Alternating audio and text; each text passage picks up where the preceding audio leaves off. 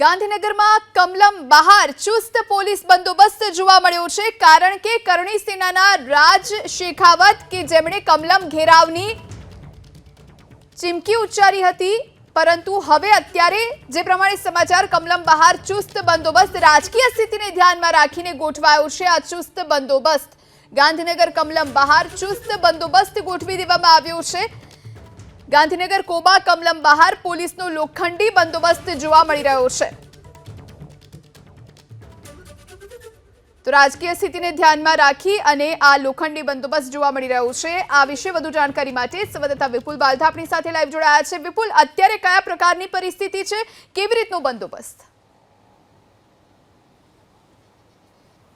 जी बिल्कुल, जे प्रकारे राज शेखावते कोबा कमलम जे भाजप प्रदेशનું કાર્યાલય છે ત્યાંની ઘેરાવ કરવાની જે વાત કરી હતી તેને લઈને વહેલી સવારથી જ કોબા કમલમ કાર્યાલય ખાતે ચુસ્ત પોલીસ બંદોબસ્ત ગોઠવી દેવામાં આવ્યો છે।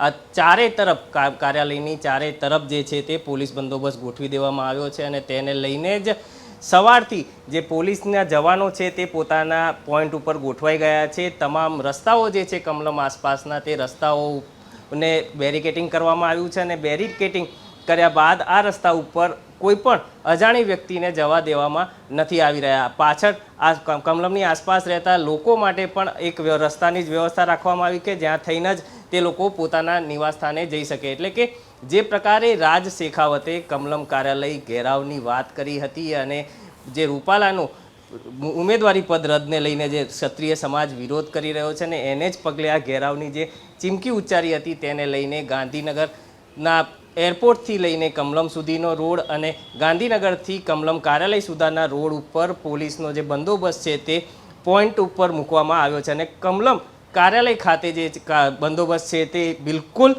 કિલ્લેબંધીની જેમ ગોઠવવામાં આવ્યો છે। 250થી પોલીસના જવાનો જે છે ત્યાં સુરક્ષામાં તૈનાત છે। એસઆરપીના જવાનોની ટુકડી પણ આ સુરક્ષામાં તૈનાત છે। તો સાથે જ કમાન્ડો એસઆરપીના જે કમાન્ડો હોય છે કે જે મંત્રીઓની સુરક્ષા કે મુખ્યમંત્રીની સુરક્ષામાં ઉપસ્થિત રહેતા હોય છે તેવા કમાન્ડોને પણ આ સુરક્ષામાં રાખવામાં આવ્યા છે। કમલમની અંદર જે કમલમની કમ્પાઉન્ડ છે તેની અંદર આ કમાન્ડોને રાખવામાં આવ્યા છે અને અન્ય પોલીસનો તમામ જે કાફલો છે તે કમલમની ચારે બાજુ ગોઠવી દેવામાં આવ્યો છે।